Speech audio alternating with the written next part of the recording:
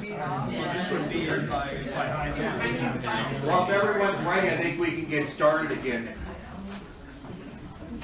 Our final talk of the afternoon is not about military war, but it's war over property.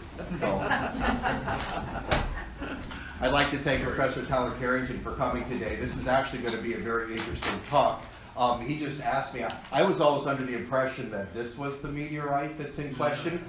He just asked me, where's number 33? That's the one in question. So I hope I didn't leak too much information. It might not be here at the end of the talk. So, Anyway.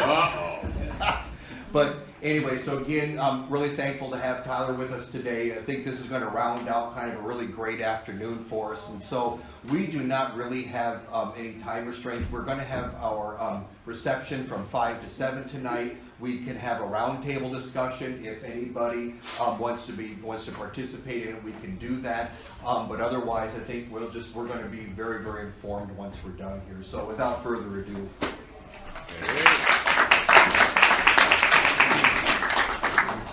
Thanks, John. Thanks for coming. It's nice to see some familiar faces here, also new faces. I'm going to talk today, as John suggests, about the Amana, the famous Amana meteor. In fact, a world-famous Amana meteor. And I'm actually going to begin with a name that may or may not be familiar with to you. This is the name of John Shane. And some of you, if any of you are Benton County people, you might know that name.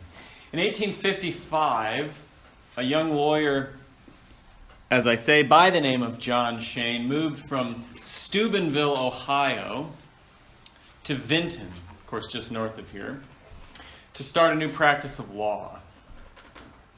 In 1861, when the Civil War broke out, John was just talking about that in rather interesting ways, and most every Iowa man of good health enlisted. In fact, Iowa is the state of the United States that has the highest percentage of men served in the Civil War. Not the highest overall number, but the highest percentage of men, between 15 and 40. One of these men who enlisted was indeed John Shane, the lawyer, and his education and his training as a lawyer must have made him a sort of natural leader, because he was made a captain of Iowa's 13th Infantry, and he was promoted successively then to major, lieutenant colonel, and finally to colonel. At the close of the war, the good Colonel Shane came back to Benton County and resumed his practice of law. And this he did until he saw yet another opportunity for civil service arrive, for public service, this time in the then young Iowa State Senate. And then after just one term as a state senator, Judge John Shane was asked to succeed a certain J.H. Rothrock, who had been called up to the bench of the state Supreme Court. And he had been called to then succeed him as judge in the 8th District Court of Iowa, which covered Johnson County, Benton County, Iowa County, other surrounding counties as well. Now, the new Judge Shane would hear a number of important cases in his days as a district Iowa judge.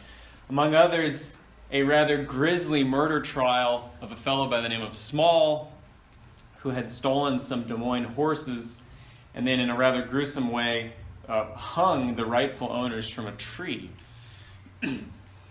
However, in 1876, during his very first year on the bench in Iowa City, indeed, before he had even been elected properly to judge, he replaced Judge Rothrock, and then 2 or 3 years later was actually elected to that same position. During his very first year on the bench, Judge Shane was presented with a most curious court case. It was a court case that would test his mettle as a judge.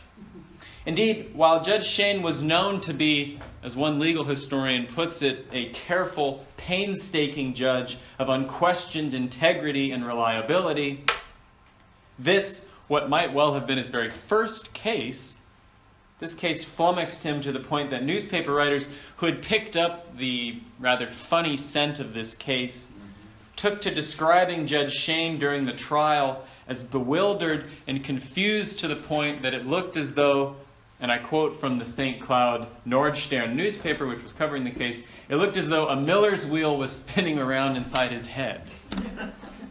Now, lest we impugn the, on all accounts, sterling judicial and jurisprudential qualities of the good Judge Shane, we should note that the case I speak of was indeed an odd one. One for which the normally trusty legal precedent did not exist. And one where the evidence in the case was frankly alien, as if from another planet altogether. Of course, this was precisely the problem. The evidence was indeed itself actually from another planet, or part of it. For it was a meteorite, and it was around this meteorite that the entire case, this potentially first case of Judge Shane's career on the bench, revolved. And this case was indeed so strange, so spectacular, that news of the case spread from Iowa to Missouri to Tennessee to Louisiana, Virginia, Kansas, Arizona, New York, South Carolina, Ohio, yes, all the way to Honolulu, Hawaii, which was, of course, not even a U.S. state at the time, and might itself have been, well, has been from another planet too. However, I think we might be getting ahead of ourselves. And lest we let our attention float away into outer space, I want to first ground us right back down here in Iowa, in Amana. For the meteor I'm talking about is, of course, a meteor you all know, you have perhaps touched and seen. After all, I'm told it's right here in this very museum. But the tale of how it came to get here is quite interesting indeed. And in fact, I think it can tell us a great deal about the history of these Amana colonies, about the history of Iowa and the Midwest, and even, I think, something about history itself. So this is what I'd like to talk about today. I've been researching this meteor a little bit recently, and I've discovered some rather interesting things about it. Incidentally, you might ask how a German historian of Berlin and of the history of love, which is my expertise, comes to focus on the legal and astronomical history of Iowa County. And you would be right to ask this. But the truth is that I actually have a family connection to this meteor. In fact, you might even go so far as to say that this meteor perhaps rightfully belongs to me. And so I probably will just be taking the meteor along with me at the end of my lecture today. But before I give too much away about my connection, and before John calls the guards to officially secure that meteor under lock and key, let me backtrack a little. Anyways, it happens I was, for other reasons, reading the diary of my ancestor, a certain Henry Moss, who would be I believe, my great-great-grandfather. And I was totally unaware of any connection to this meteor.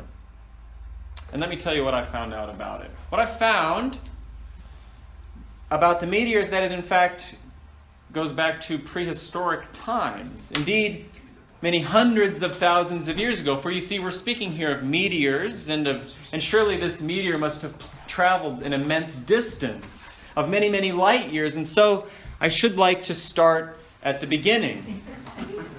We were going to start in prehistoric times, so you might want to cancel the rest of your plans today. Ease into your comfortable benches here. We're going to be here a while. No, I suggest we start instead on one chilly Friday night, not unlike last night, back in February of 1875. Now, if you'll come with me on a journey to this time, you will see wagon tracks in the snow. For it was a snowy February back then.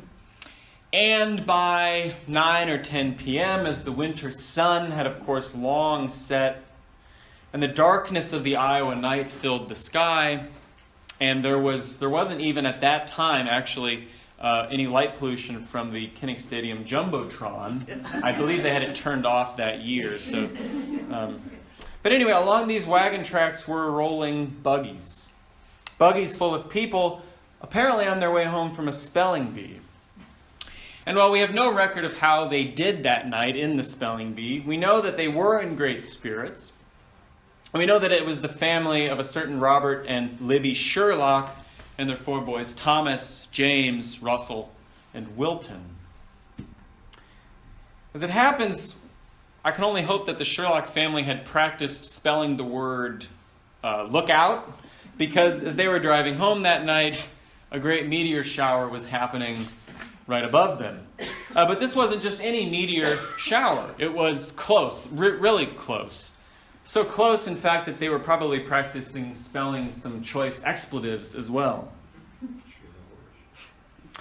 Indeed, the meteor, as it went whizzing by over their heads, shone so bright that for a moment it seemed to eclipse the moon itself.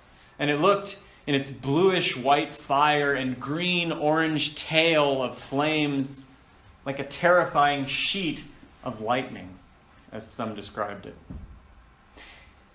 And for anyone who happened to, at the time, be looking down at his smartphone while this was happening, indeed, if good old Mr. Sherlock happened to be texting while wagoning, the sound itself was so fierce, so loud, that it sounded like the rumble of a train over a high-trestle bridge, as one person recalled, or like fire blazing out of a chimney.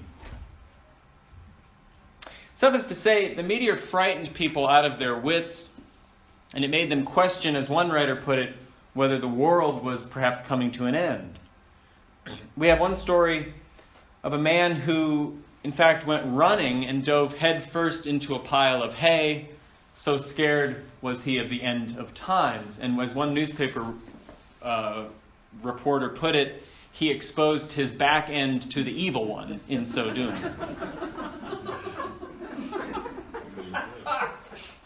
Now, we should note here, in a completely ahistorical fact, that the Sherlocks in their wagon were probably unafraid, because I've discovered evidence that their wagon had a bumper sticker on it that said, "In case of rapture, this wagon will be empty."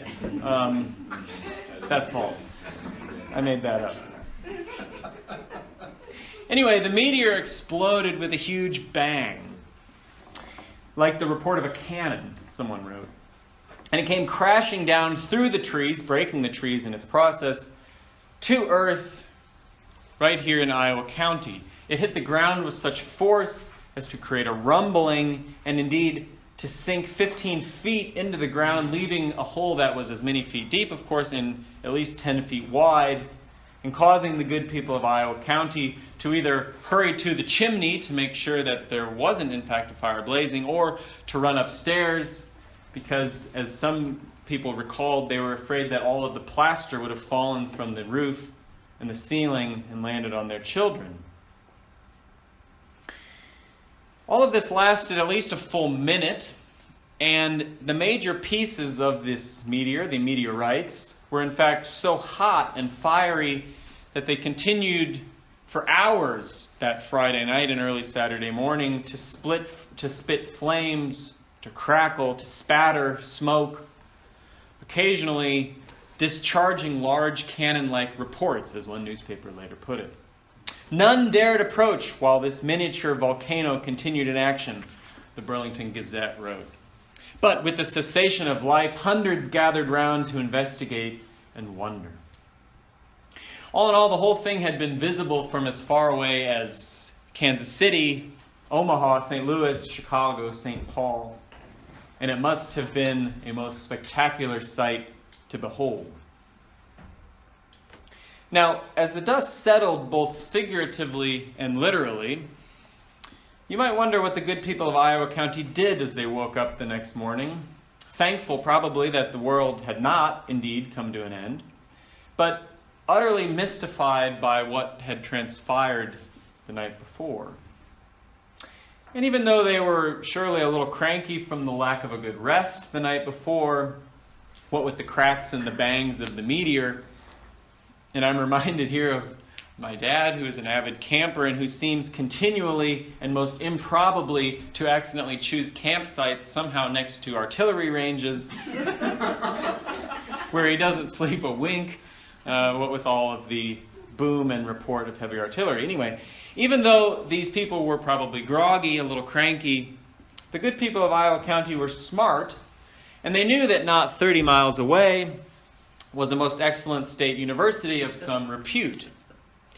Indeed, a state university that had not one but two well-known, I dare say famous, scientists who might be able to make some sense for them of these most interesting events. And I'm speaking here only of the professors Leonard and Hinrichs, the latter of whom created one of the first and for a long time most respected periodic table of the elements, until the Russian Mendeleev came up with the one that we still use today.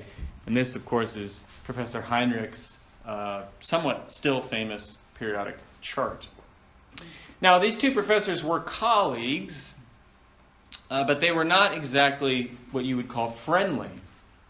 Professor Leonard was the chair of mathematics and astronomy at Iowa, but it seems to me, and is what I can uncover, is that he only got this position after something of a coup d'etat, and that he and others had carried out against Professor Hinrichs. Here you see Professor Hinrichs, in fact, right in the center here, with his laboratory and staff. Professor Hinrichs had been professor of mineralogy and indeed chair of all sciences at Iowa until Professor Leonard had dethroned him. And in fact, some years later, he was dismissed from the university altogether in something of a scandal. But all of this, as I said, comes later. At this point, the good professors were called in to figure out what exactly had happened that night of February 12, 1875. And so they came to Iowa County and they went about unearthing meteorite after meteorite throughout the county, collecting and cataloging each one, weighing it, noting its color, its surface texture, etc. In fact, they hired a local guy to round up a bunch of friends and to go traipsing through the fields to find any other pieces that might still be there. Indeed, Professor Hinrichs offered each farmer the somewhat lavish sum of $2 per meteorite that any farmer would be willing to sell to the professor in the interest of science. Now, it seems that Professors Leonard and Hinrichs were engaged in something of a race to collect the most meteorites at this point. And even though recognizing their somewhat complementary areas of expertise, they did cooperate to the extent that Professor Leonard loaned a few meteorites to Professor Hinrichs for chemical analysis. Hinrichs was a chemist, after all. They were apparently such bad colleagues and so protective of their scientific evidence that their feud turned ugly. And the State Board of Regents had to convene in Des Moines to play sort of mom and dad and divide up the meteorites between the two quarreling boys. There was, however, one meteorite, one later known as number 33, that had eluded the searching of both Professors Leonard and Hinrichs and even the young search posse. And this is where things get rather interesting and quite litigious. Now, the exact course of events that follows differs slightly depending on whom you ask. And indeed, this is what the aforementioned court case really revolves around.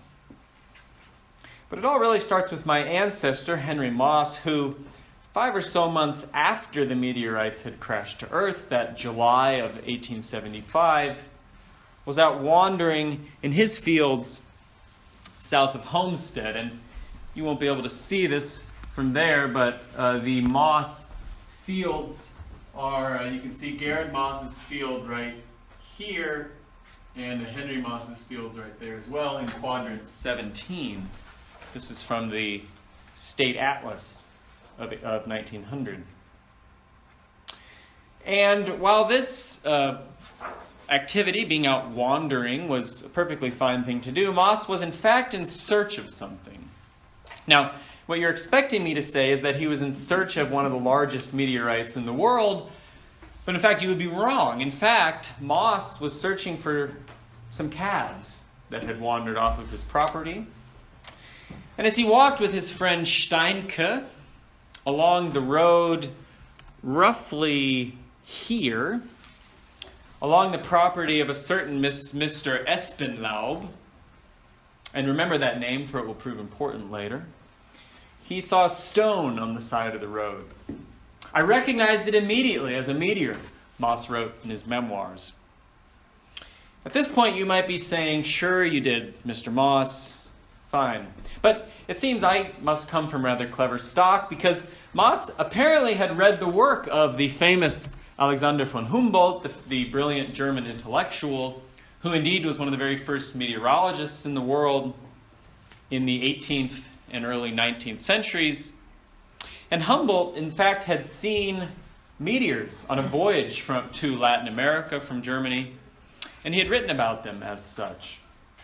Moss apparently had read Humboldt, and he knew, if we take him at his word, immediately what these meteorites were. In fact, his memoirs tell of having himself sold $64 worth of meteorites he had found on his own property to the Iowa professors. And I'm left thinking that if he had but invested that $64 in the then young New York Stock Exchange, I might be a very rich man now. Anyway, Moss knew enough about meteors, in fact, that very night of February 12th, the night of the meteor shower, he claims that he woke up his wife and told her excitedly that a meteor had fallen. The newspapers incidentally agree that Moss was a clever guy. The St. Cloud German language newspaper, the Nordstern, calls him in this passage der intelligente deutsche Farmer. In other words, the intelligent German farmer. So you can take their word for it. So Henry Moss sees this massive stone, which he immediately recognizes as a meteorite, sees it on the side of the road, and he heads to it. Here's Moss. I remarked to Steinke that this was a fortunate discovery. The proceeds of it we will divide and buy our women a new dress of cotton fabric. As they got to it, the meteor was apparently still warm as they tried to pick it up, which one has to think can hardly still have been from its crash to Earth. Maybe it had been warmed in the sun or something. But they persisted through the heat, and they lugged this stone, as Moss puts it, 800 rods to the store at Amana, where they weighed it, found it to weigh 75 pounds, an astonishingly large meteorite, in other words. Considering that all of the other pieces together, all of the hundreds of other pieces had amounted to 200 or 300 or 400 pounds. So now we have this massive meteorite at the Amana General Store, and this created something of a stir. People came apparently with great excitement to behold such a massive meteorite. And this is where the stories about what happens next divide a little. It seems Moss, in his own words, meant to leave the meteorite there until the next day. They were in search of their cattle, after all. And he seemed assured that the store employees had given him permission to leave it there. Well, Moss returns the next day, and of course, the meteorite is gone. As he writes, we were delighted, even though we had failed to find our cattle. Nevertheless, the next day we rode to the store to get our stone. In the meantime, the elders of the Amana Society had laid plans to come into possession of the stone.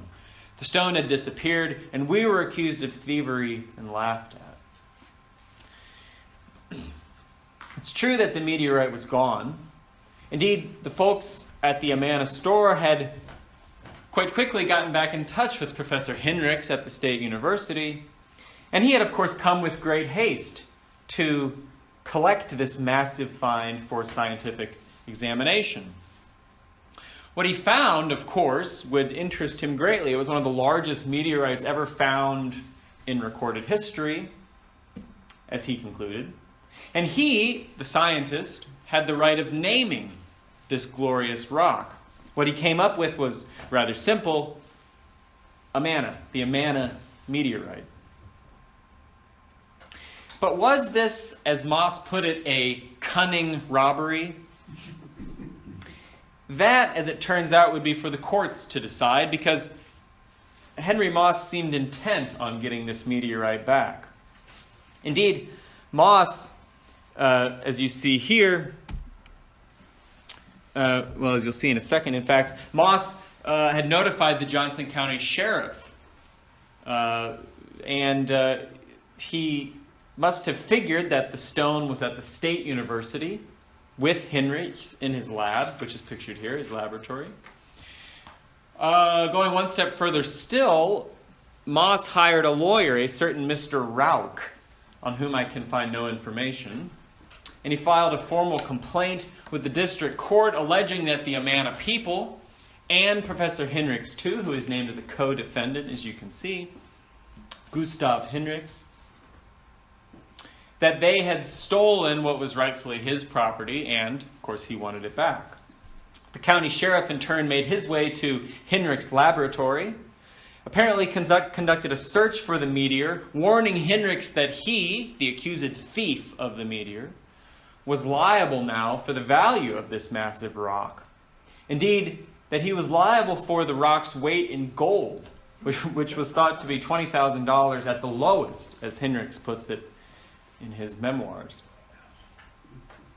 Now, the sheriff didn't end up finding the meteorite, and so he left Hinrichs to his work.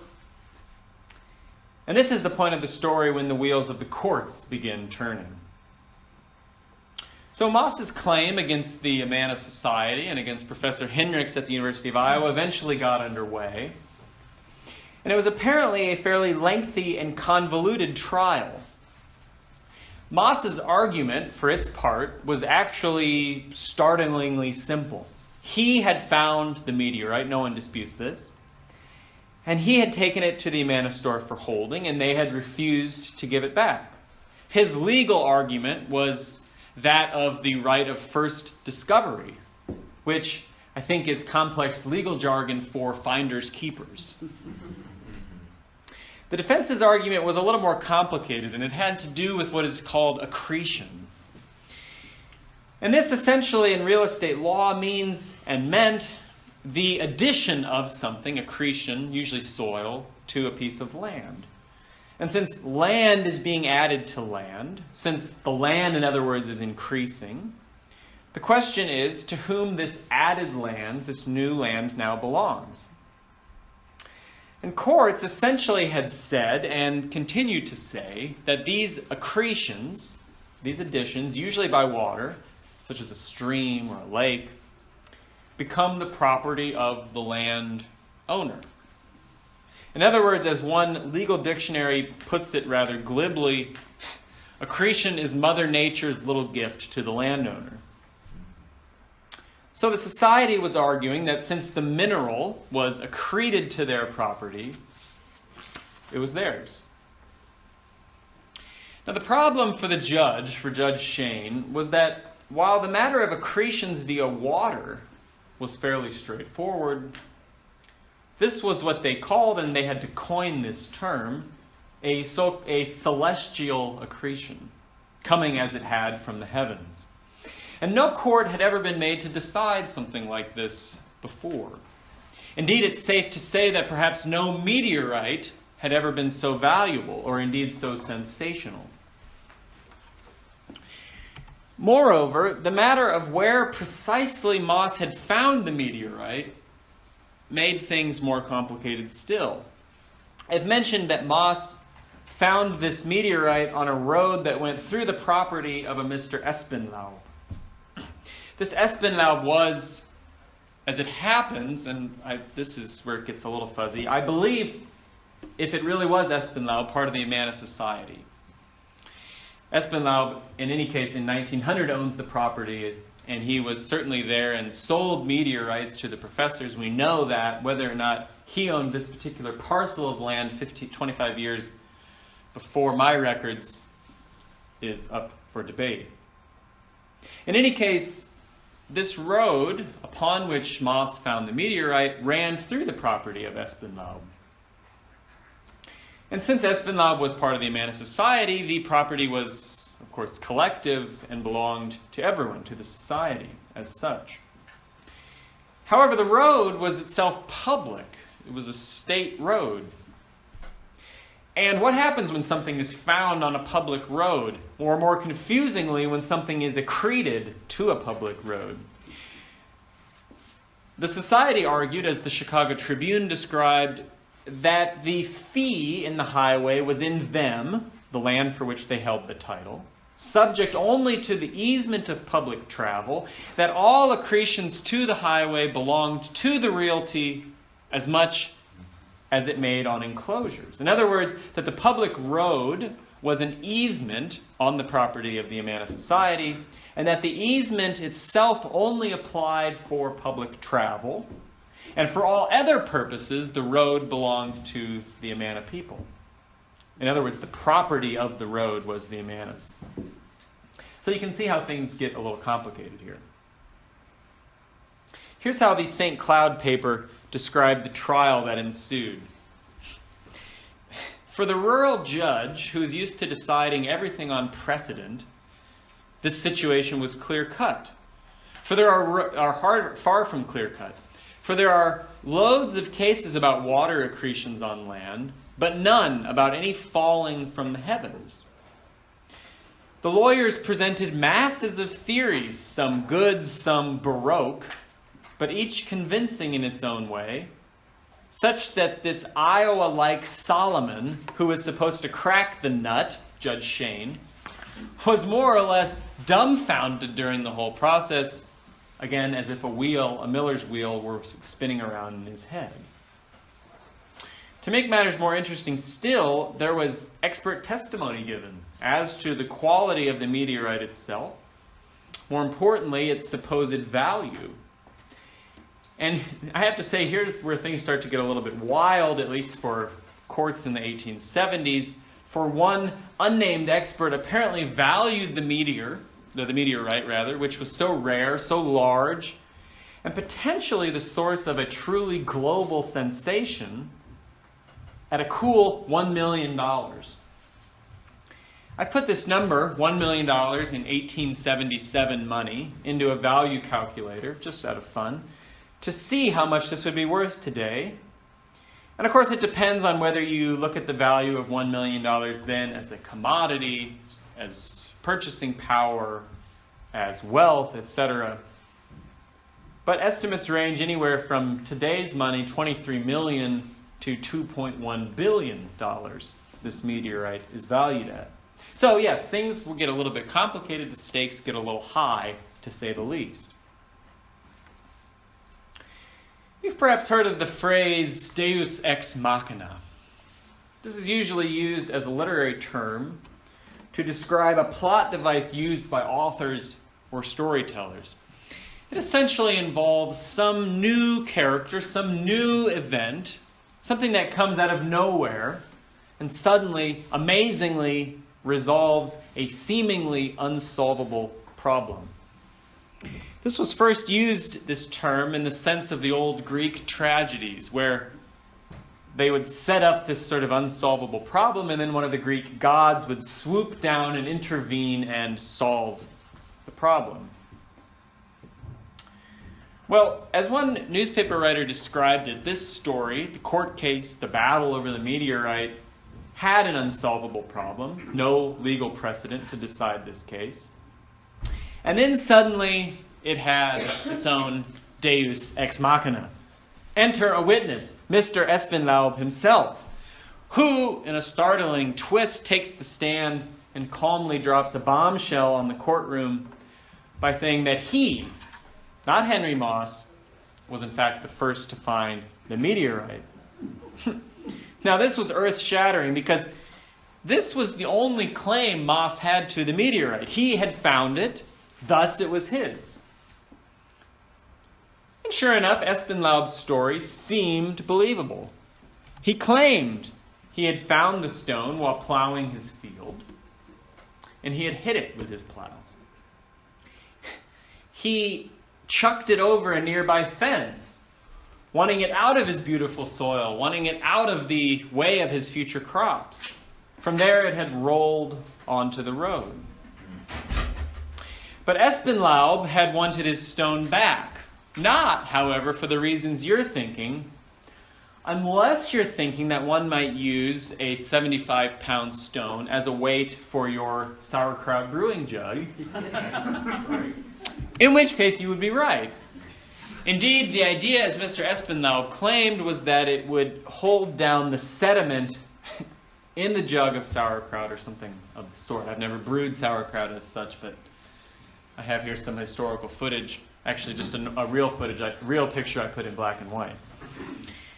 Well, this testimony changed everything. If the judge believed Espenlaub, why wouldn't you? Then this complex knot of the law of accretion as applied to celestial matters could be thrown out the window. For this, Espenlaub's testimony was a matter of fact, not a matter of law, of legal interpretation. And matters of fact that fit with more basic laws and legal doctrines, like that of first discovery, finders keepers, makes deciding cases, of course, extremely easy.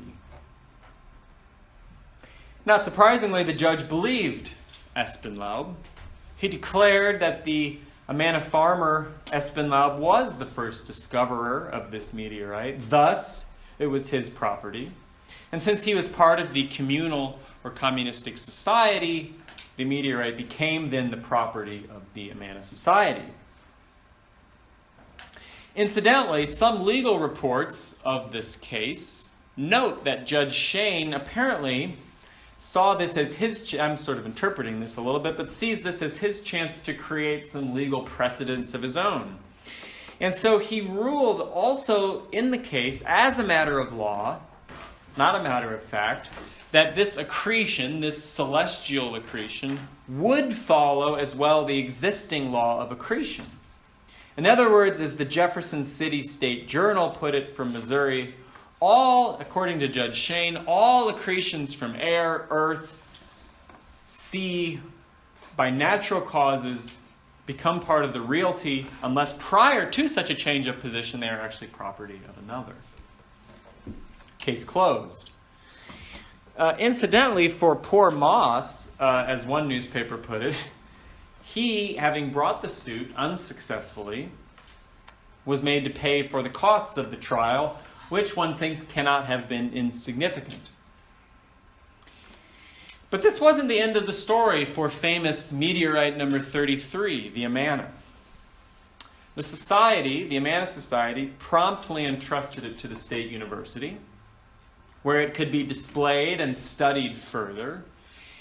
And there it sat, apparently for a number of years, in a museum at the University of Iowa. In fact, I believe it sat at the museum on the Pentacrest at least into the 1910s. Professor Hendricks, for his part, was of course all too eager to send news of this wondrous meteor to scientific academies all over the world, from Paris to Berlin to St. Petersburg and far beyond. And the world indeed took notice. Newspapers from all over gushed about the meteorite and the trial, calling it an event without parallel in the history of jurisprudence, saying that this meteorite, quote, will go into history as the meteorite there was a lawsuit over, and much, much more. Law textbooks started including this case as a sort of curious legal oddity for many years to come, national law textbooks. And all of this seemed, I think, to spark something of a meteor craze. People began talking about meteors, which are, of course, exceedingly rare, as part of their normal, everyday lives. Reverend Moody in Chicago, the famous Reverend Moody, for example, couldn't help but refer during one of his Sunday sermons to John the Baptist as arriving on the biblical scene, quote, like a meteor. People named racehorses after the meteor. They called the horse simply Meteor. Big events, such as big galas and events in Chicago, for example, were referred to in advertisements as meteoric. Magical illusionists tried to dazzle their audiences with what they promised as meteoric effects. A Christmas hymn from 1875 even referred to the Star of David as a meteor that burst onto the night sky. Indeed, it reached the point that the Daily Iowan newspaper, then called the University Reporter at the State University of Iowa, got rather tired of all the coverage of meteors and all of the talk of meteoric things, and published an angry editorial saying that it's time for the editors to give the whole thing a rest and to let the pieces of the meteor rest in the ground and the story along with it. Now, I admit that rather freely, when I embarked on this journey into the history of the meteorite, I didn't expect to find very much. But there is, in fact, an incredible amount to be said about the meteor, as I have just demonstrated to you. And I should like, in closing, to make a few more general points about its significance. The first is that this whole event, the meteor shower, but especially the hullabaloo surrounding it, the court case, the national media coverage of it all, reveals, I think, something about the localities we inhabit. We might think to ourselves that Iowa County, Iowa, maybe now, but certainly back in the 1870s, was about as remote a place you would ever find. Indeed, it's hard to see Iowa County, Iowa connecting somehow to the rest of the country, big metropolises like Chicago and New York, etc., much less the rest of the world. But what we see here, admittedly through a somewhat, actually quite spectacular, sensational event, but something I think that holds true also, and even with regard to small, everyday, quotidian events as well, what we see here is something of the interconnectedness of our world, of our historical world, indeed of our contemporary world, of our lives. Not only from plot to plot of farmland, but from township to township, from town to town, city to city, state to state, region to region, even country to country. This meteorite was at once celestial, coming from the heavens, and it was local, falling in Mr. Espenlaub's field.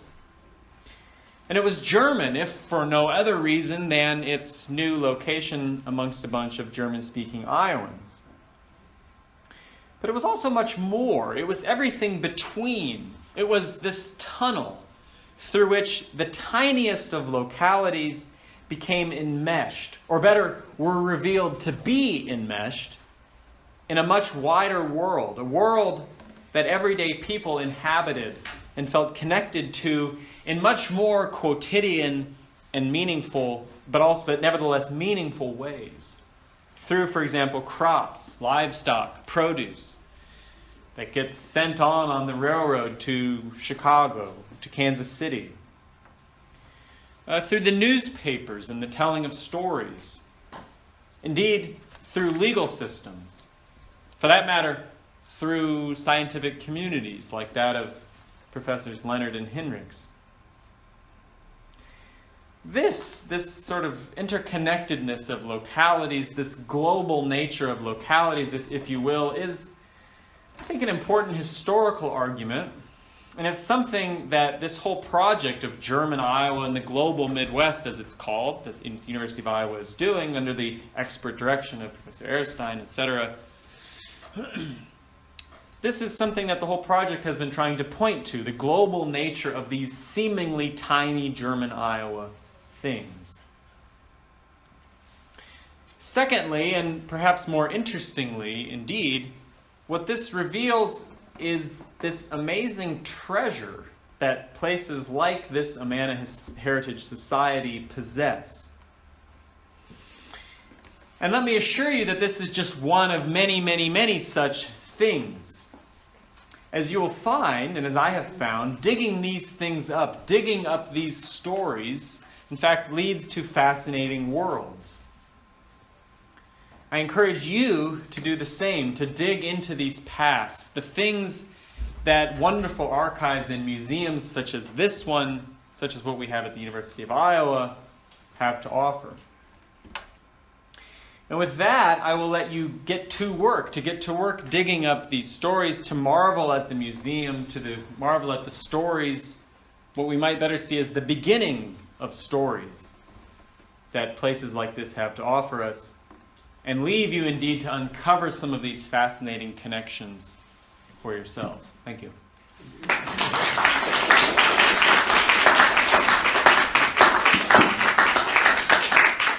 I'll be happy to take questions on the Amana Meteor or these events to the extent that I can answer them. Yeah.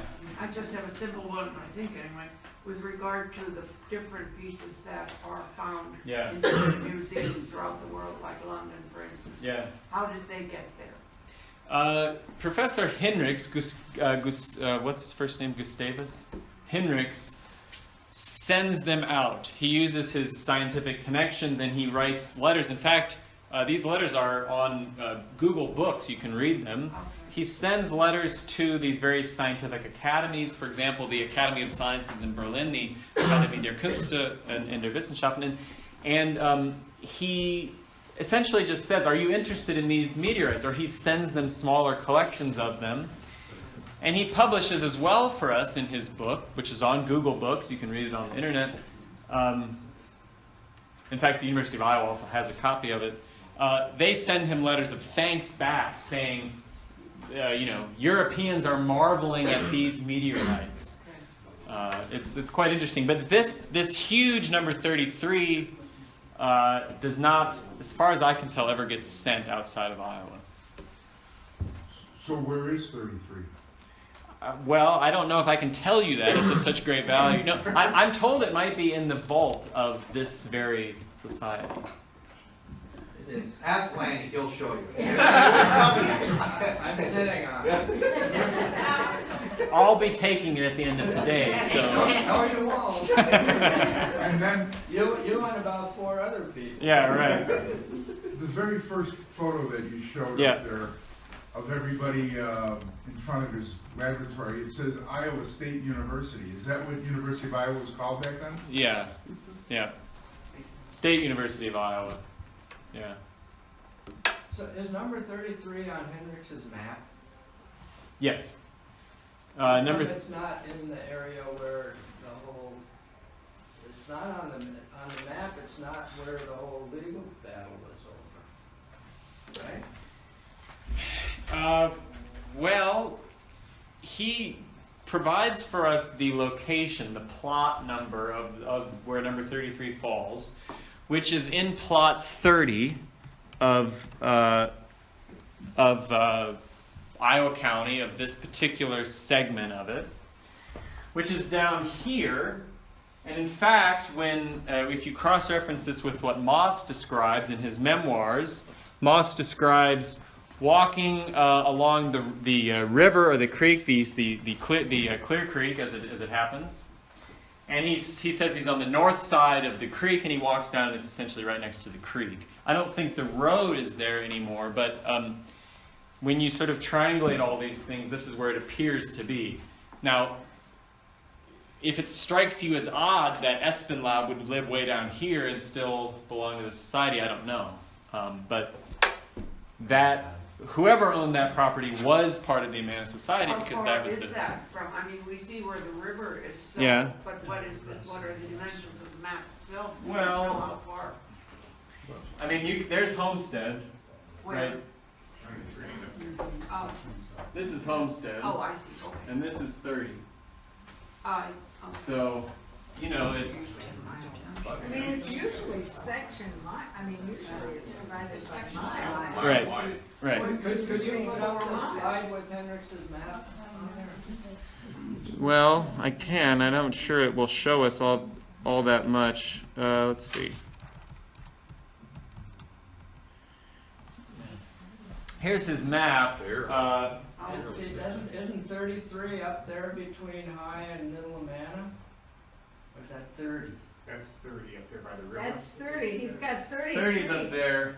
It's possible he made this before number 33 was found.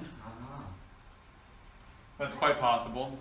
So then the lower, The lower 30 is the plot, and the upper 30. All right, this is where it's found. okay, oh, okay. So there was never any dispute about the ownership of any of the other pieces? Apparently not. There was, incidentally, as an interesting legal footnote, there was some years later a also huge meteorite that fell in Esterville, Iowa. Yeah. And apparently there was a dispute then about the ownership of it, and that court case invoked this court case and said, well, because it was decided that way here, we'll decide it the same way here. But we don't have any record that there was ever a dispute about who owned the other. The location that you just gave where the 33 could have fallen Yeah, is way out of sight, out of Amana right, property. indeed. I mean, that's 3-4 miles. Yeah. Yeah. Yeah. Closer to Conroe. No. I've got a, from this morning, just for that. Yeah. Can I interject something? Of course, naturally. Just from this morning, I was, prior presentation, I remembered we have an old shrunk in the barn at home where there's a bunch of old books. And here's the Atlas of Iowa County. And by the way, that Marshallets you have up there, that was my great-grandfather. But in here, in Iowa County, which is stated 1874, is my great-grandfather wrote in there all the people who lived. He hand wrote in the people who lived in certain farms Really?